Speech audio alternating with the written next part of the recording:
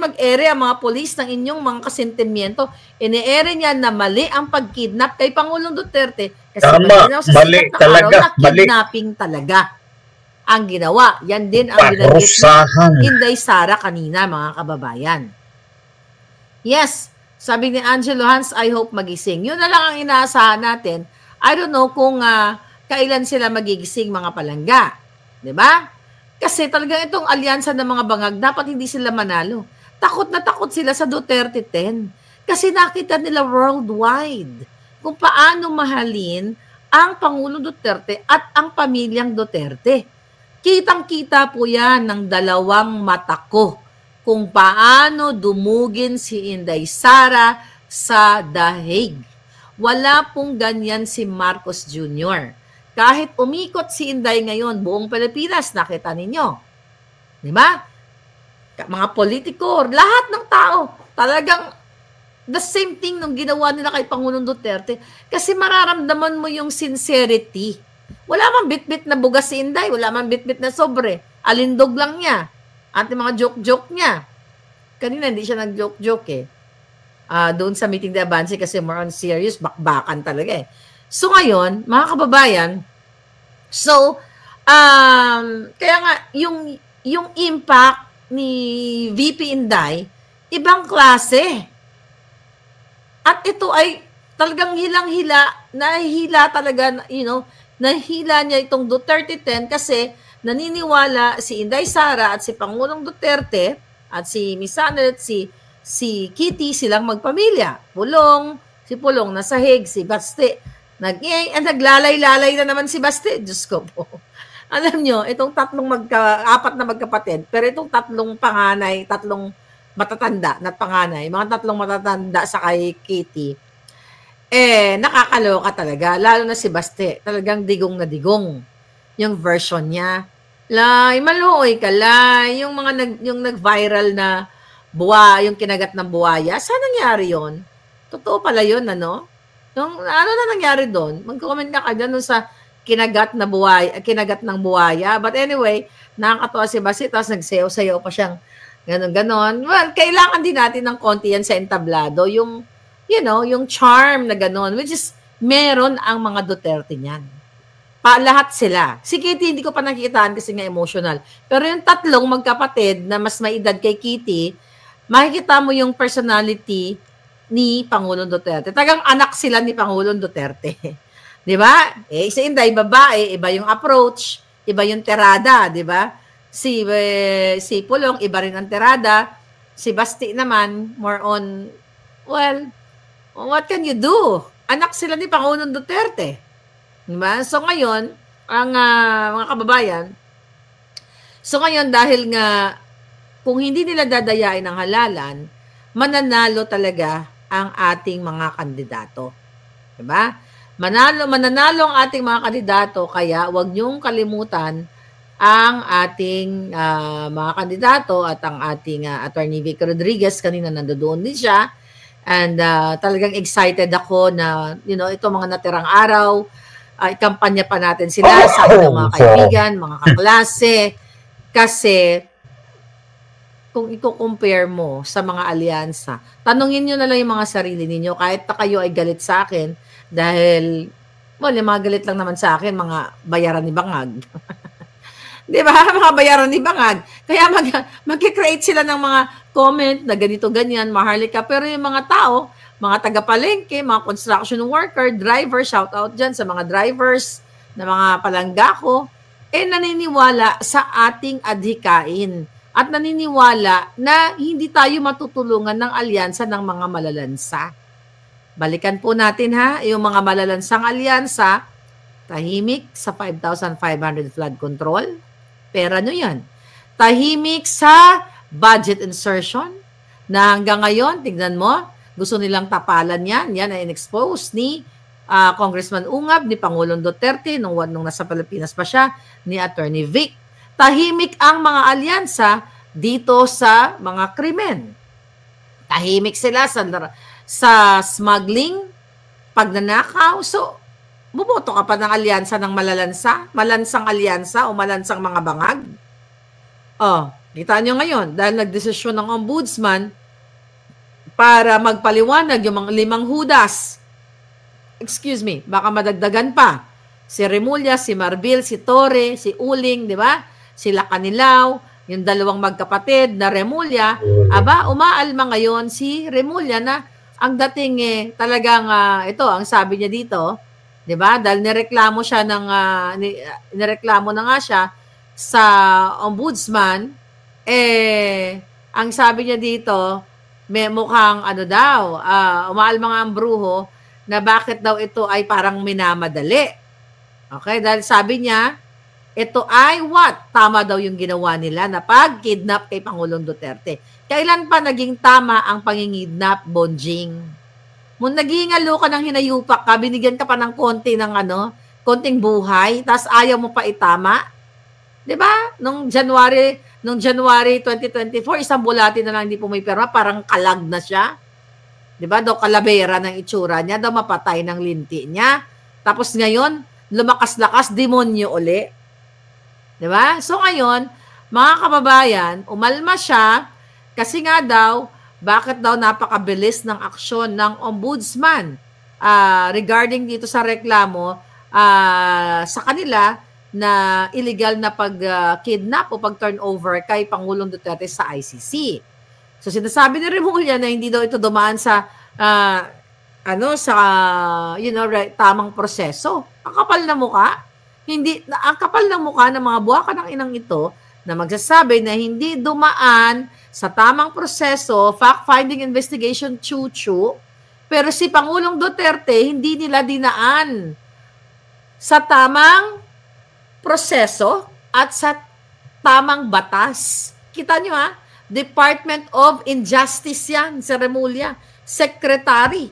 Humihingi siya ngayon ng parang kino-question niya ang ombudsman na hindi daw ito dumaan sa fact-finding process ang pagbigay sa pag-aksyon ng ombudsman na magpaliwanag sila sa kanilang illegal na kidnap o pagkanulo kay Pangulong Duterte. Humingi sila ngayon ng due process. Si Pangulong Duterte ba binigyan niyo ng due process? Mga yawa ka, ikaw, Remulla, lahat kayo mga hinayupa kayo. Alam naman ni Amy Marcos, 'di ba? Ang problema kasi kay Amy Marcos, pwede niyo na sana siyang iboto kung sinasabi niya na yung kapatid niya at ang asawa ng kapatid niyang Judas, si Lisa Tanas, ang nagpadukot. Pinasalamatan lang siya ni Inday na nag-open siya ng investigation at sinabi mismo ni Inday Sara na hindi mangyayari ang pagpadukot kay Pangulong Duterte kung hindi dahil kay Bangag. Meron ba? Kaya sabi ko sa inyo, maging matalino kayo. Kahit na siya ay dinbinitbit ni Inday Sara, maging matalino kayo sa galawan. Ako, naging political expert na rin ako sa mga galawan. As much as possible, like kung sinasabi, hindi naman ako politikong tao, pero natututo ka Alam nyo? Natututo ka sa mga galawang politiko, kahit hindi ka politiko. Diba? Sinabi ni Inday Sara yan talaga, na si Marcos Bangag ang may gawa kung bakit nakidnap ang kanyang tatay at hindi gagalaw ang mga Judas kung walang approval. Si Amy Marcos ba may pag-amin? Kung yan ang statement ni Inday Sara, natingin nyo ba si Inday Sara, bulag, pipi at bingi, na hindi niya nakikita? Sabihin na natin mabait lang talaga si Inday. At grateful. Why? In fairness, marunong siyang tumataw ng utang na loob. Dahil nga nag-open si Amy Marcos, si Mangga ng investigation sa Senate, so dun sa ginawa niya, kaya siguro na, sige, bitbitin ko na tong mangga na to. Sabi ni Nay, sige, bitbitin ko na tong mangga na to para utang na loob ko sa kanya dahil nag-open siya ng investigation. But at the end of the day, matatalino naman yung aking mga supporter. Diba? Sinabi ni Inday yun. Kaya huwag kayong magpalinlang sa mga kaganapan. Sinabi ni Inday na si Marcos Jr. ang dahilan. Hindi makukuha si PRD kung walang approval ni Bangag. May sinabi ba si Amy na kasalanan ng kapatid niya? Ang dinidikdik niya yung 5 Judas. Right? kung pareho si Inday ng pananaw sa ginagawa ni Amy, edi sana uniform sila. Bakit magkaiba? Sabi ni Inday, si Bangag Marcos ang dahilan ng lahat kung mag-approve. Okay? Ang nag-approve kung bakit nangyari yon. Si Amy Marcos, ang sinasabi niyang bida-bidahan doon during the Senate hearing, nasabi nga ni Miss Hanelet, ek-ek lang yan. Nakakalimutan nyo eh. Yan ang hirap sa atin, kaya tayo naluloko. Ako, nagiging maruk na rin ako ngayon. Dati nakakalimot din ako. Kaya nga alam nyo, yung mga friends ko, no? Mga friends ko na kasama ko sa paglaban, kasama ko sa hig. Sabi ko sa nila, oy bakla, ganito ang eksena ha, ganito. Kukwento ko to sa yung mga eksena ha. Isulat mo yan, baka makalimutan ko. Eto yan, kakampi natin yan. Eto, kalaban yan. Eto, ganito. Dinadiary nila. Kasi so much, di ba? Information. Ang daming information. So, si Amy, paulit-ulitin natin. Ikinakampanya ko talaga siya na huwag niyong botohin. Anong kaek-ekan yan? Di ba? Si Inday, tumanaw lang yan ng utang na loob. Ganun ang mga Duterte. Ang mga Marcos lang, ang mga buwaka ng inang, walang utang na loob sa pagpalibing, sa pagbigay ng tsansa na bumalik itong si Bangag. Di ba? I think yan ang nakikita ko kay Inday. Kaya nga kanina, ito lang yung first thing na sumagi sa isipan ko nung binanggit niya na basta sabi niya ako, iboboto ko yung dalawa niya. Hindi niya yun pinakausap na na binigyan niya ng emphasis. Walang ganon. Sabi ko, I think this is my interpretation. And doon sa mga previous information na binigay niya na sa atin, never again. Traidor yan. Palangga, ang nakaw nilang pera, silang magpapamilya. Diba? Sila ang pamilya ang nakikinabang. Kawawa. Kamo, kaluoy mo, mga palangga. Kaluoy tayo lahat. Sabi ni Ellen, alam mo totoo ka Ellen, ang sabi ni Ellen? Sobrang bait ang mga Bisaya, pero wag unahan kasi tinagkul, Oo, totoo. Alam niyo, ang mga Bisaya, mabait naman talaga. Hindi ako, totoo yun, mabait ang mga Bisaya. Yung iba lang kasi mga traidor, katulad ng Bangag. Hindi ko naman pwedeng sabihin na mga Ilocano traidor kasi ang dami kong kaibigang mga Ilocano since high school, no? Kasi nung ako'y nag-aral ng elementarya, lahat, mga Bisaya kami. Wala akong Ilocano, lahat Bisaya, pareho kaming salita. So nung ako'y nag-high school sa Maynila, nakamit ka ng iba't ibang lahi. I mean, not iba-ibang lahi. Iba-ibang galing ng probinsya. May Bicol, may kung saan-saan. So marami ako naging kaibigan ng mga Ilocano. Actually, best friend ko is Ilocano at saka Ilocana. Nung ako'y nag-work, nung ako'y nag-works, bata pa na working student, fast food chain, ang mga naging kaibigan ko, mga Ilocano at Bisaya. Pero, talagang likas na traidor ito si Bangag. Pero, ang mga Ilocano, mababait din yan. Sa totoo lang, in fairness, lahat naman ng Pilipino, may mga kaibigan ako na hindi ko makalimutan sa oras ng kagipitan at Ilocano yon yung friend ko, na back in college days, na may mga bagay na itutulong sa iyo ng tao na hindi mo nakakalimutan, maliit man pero hindi mo nakakalimutan. So it's not about being Ilocano, it's not about being Bisaya, it's about yung prinsipyo mo. It just so happened na ang Marcos Bangag ay mga walang prinsipyo, mga traidor, mga walang utang na loob sa taong bayan. Hindi po masama na maglingon ng utang na loob. Kasi ako, lumilingon ako ng utang na loob sa tama. Hindi naman tayo manghingi ng pabor na magbibigay tayo na mag-uutos sa'yo, o sige, gurgurin mo yan si Pedro, si Juan, tapos may utang na loob ka kasi ng gurgur. Hindi naman ganun eh. Di ba? Magtatanaw tayo, katulad din kay Pangulong Duterte, ano mang ginawa ni PRRD? Napayagang napalibing si senior. Napayagan na maibalik si Bangag ang kanilang pamilya to redeem their themselves. 'Di ba? Si Inday Sara dahil mabait eh.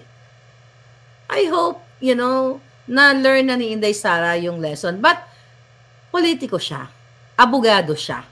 Matalino siya. 'Di ba? Kita ko yun sa ramdam ko yun. So I trust her.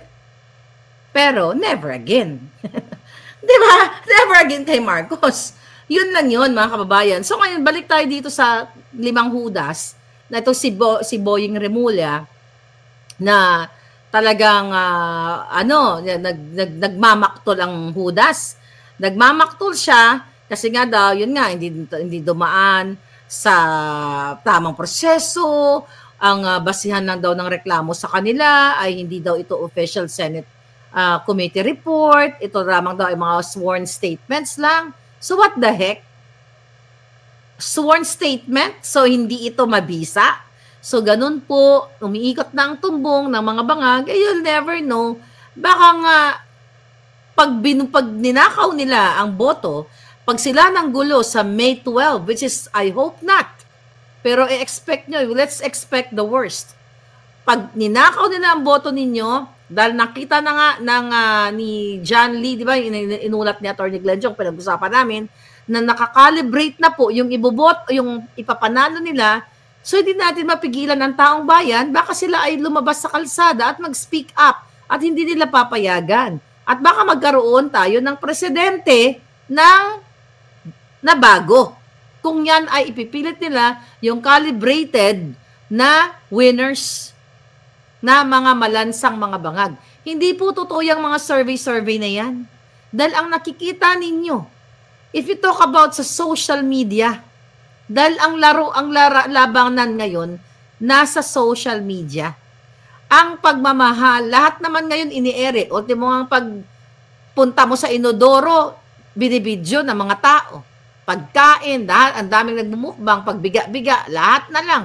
Pagmumotor, lahat na lang ng kaletsyan sa buhay o yung mga ginagawa natin everyday ng buhay natin ay naka-social media.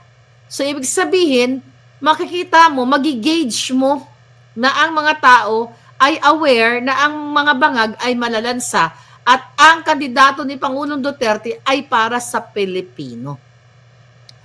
Ako, kahit kailanman, hindi ko ikakahiya na pag tinanong ako, ikaw, so ikaw, Marlica, suportado ka ba? Duterte ka ba o maka-Pilipino? I have to be proud. Jutang Gina, yes, I am pro-Duterte, I am pro-Filipino. Why? Kasi ang ginagawa ng mga Duterte is aligned for the Filipino people. Kaya ako naging pro-Duterte. Sa tingin mo ba kung ang ginagawa nila maalansang mga bangag, susuportahan natin? Katulad na lang ng pagsuporta ko sa mga bangag. Akala ko sa pagbangon sila ng Pilipinas, progresibong bukas. Yun yung kanyang pang-campaign jingle. Yung pala, progresibong mga smuggler lang. Para sa pagprogreso ng smuggler, hoarder, ng mga pulboronic, lahat na. So, nung nakita ko yun, bakit ko hahayaan na maging part ako ng mga malalansang pulboronic na mga ngetpang makyoho? It's the same thing with Sir Francis Fontillas, si patrolman na hindi niya pinayagan yung sarili niya na maging part ng PNP sa panahon ngayon na mga nagsisilbi sa isang addictus benedictus. Kaya nga, Sir Patrolman, mabuhay ka. At least hindi mo pinayagan ang iyong sarili na maging kabahagi ng bulok na PNP. Nakita nyo, ang ginagawa nila pang tatarget sa vloggers, alam nyo na yan. Pero syempre kailangan i-remind kayo, pagtatarget sa mga naninindigan. Kaya mahal ang makikipaglaban sa katotohanan. Maniwala kayo sa akin. Mahal ang pakikipaglaban sa katotohanan dahil nung ako ay sumuporta sa mga bangag, ulit-ulitin ko, may pisong duling, wala silang binigay sa akin at wala rin akong hiningi sa kanila. Dahil naniniwala ako na akala ko nung panahon na yon ay para sila sa pagbangon muli at progresibong bukas. Pero nung nakita ko na mga judgment pala, hindi po ako nagdalawang isip na boljakin ang mga Judas. So it's the same thing dito sa kaya Pangulong Duterte. Although ang Pangulong Duterte, alam nyo yan, sinuportahan ko talaga yan. Yung mga nakasama ko dito sa California, kami, 2015, kami po, isa ako sa unang nangampanya kay PRD. So, nung kinampanya ko siya, yung mga naging appointed niya, binolja ko rin. Why? Kasi we are for Filipino people. Not only for pangalang Duterte o Marcos. Sinabi rin ni Inday Sara yan eh. Diba? Pero dahil sa nakikita natin, ang Pangulong Duterte, hindi man nagnakaw. Kita mo? Kung nagnakaw yan, di sana may mga sariling helicopter na yan. Abogado yan eh. Madali lang nila tagni-tagniin na ganito, ganyan. Business, ganito, ganyan, ganyan. Walang ninakaw yung Tatay Digong nyo. Tingnan yung bahay niya. Nanatili siya kasi sanay siya sa simpleng buhay. Sa simpleng ganun lang ang kanyang, maayos ang kanyang pamilya, maayos ang, may mga kanya-kanyang negosyo, yung kanyang mga anak. Diba? Recently, diba, kinu-question nila ito si Kitty, dahil si Kitty ay kung mga mamahaling mga purses and everything. My God! Ilan ang million ng followers niyan? Tapos endorser pa. Ang nanay niyan. Hindi man basta-basta ang nanay niyan. Yan ang real New Yorker. Hindi si Lili Satanas. Diba? Magkano lang yan? Kung ako nga na hindi naman ako Duterte, kaya ko rin bumili. Pero, you know, actually, hindi ko pala kaya. Yabang lang pala yung palangga. Hindi ko pala kaya kasing mahal. Diba? Hindi ko pala kaya palangga. So anyway, pero alam nyo, mabali ako kay Inday Sara. Ay, Kitty muna. Kasi, she's young. Yun lang yun. And she's capable. She's able. So, anong problema ninyo? Si Inday Sara, napakasimple. Simple. Katali lang buhok. Ako pa nga yung epal doon. Nakita nyo ba doon? Yung sa dahig. Ako pa yung imotera, di ba? Oo. Well, you know naman, gano'n naman din talaga ako. Talagang formado lang talagang lola mo. Si Inday, nakita ko, nakapuyos ang buhok. Eh, paano kasi naman effortless ang beauty ng lola nyo? Nakapuyos lang ang buhok. At saka mistisa kasi, no? Kahit sang anggulo mo tignan, talagang, bongga siya. I mean, simple. Wala kang makitang luho. But again, mas maluho pa nga ako eh. Di ba? Mas maluho pa ako. Ibig sabihin, well, forma-forma lang tayo palangga. Model-model, sa bato-bato. Yan naman ang kaligayahan ko. Eh si Inday, ang kaligayahan ni Inday, mga asar ng mga kalaban, di ba? Pareho lang kami. Eh sabi nga ni Polong, ayun, si Inday, siging pang-away sa mga kalaban. Which is, maganda yung personality. Ano daw? Sabi ni Juby Deloy, nasa US na raw si Satanas. Ayaw mo palang gagawan ko ng paraan kung paano natin ma-verify yan, ha? Hindi pa natin na-verify yan, ha? At yun tungkol sa kanyang monitoring bracelet. I don't know, hindi pa natin na-verify yan na may monitoring bracelet to si Satanas. Yung palatandaan na yung isang inmate. Na isang inmate. Kasi nakita ko, I don't know kung mayroong high-end style. Kasi ang monitoring bracelet kasi para siyang Apple Watch, parang may ganon. Tapos nakalagay sa ankle, di ba? Pag i-google mo na ganyan, sa ankle, ganyan. So I don't know about that. I have to verify kung nandito na siya. Anyway, may contact naman tayo sa Philippine Airlines. Shout out dyan. Shout out sa palangga ko sa Philippine Airlines. Baka naman, may send mo ang manifesto sa akin at may maiulat naman tayo dito. So, mako-confirm natin yan. So, tignan natin. Sabi ni Yula, nga, parang ikaw pa nga yung bongga doon. Nakita ko kayo bot. Diba? Nakita tayo pa lang nga. Syempre. Alam mo naman yan mga portrayal natin. Hindi, pero kasi, maporma talaga ako. Kahit wala akong pera, maporma na. Kahit ukay-ukay lang yung damit ko, maporma talaga ako. Wala akong magawa. Ganun talaga ang personality natin. Sa Pilipinas pa lang, Diyos ko, favorite ko, ukay-ukay ha. Ang dami dyan. Pakuluan mo lang yung mga kilikili niyan. Di ba? Baka may shotokis. Ang gumamit, pakuluan mo lang bago mo isuot. Yung mga kilikili. Pag bumibili ako ng mga pag bumibili ako ng mga second-hand na damit, which is hanggang ngayon, mahilig pa rin naman ako, pinapakuluan ko yung mga kilikili. Oo. Ang hindi ko lang binibili sa kay panty. Sabagay, hindi na ako nagpa-panty ngayon. So, anyway, by the way, yung mga nagtatanong sa book ni Attorney Vic, ilalabas po natin ang book ni Attorney Vic sa shopify.com. very soon? Kasi ang dami nagme-message sa akin. Hindi ko kayo lahat ma-accommodate dahil busy-busyhan ako.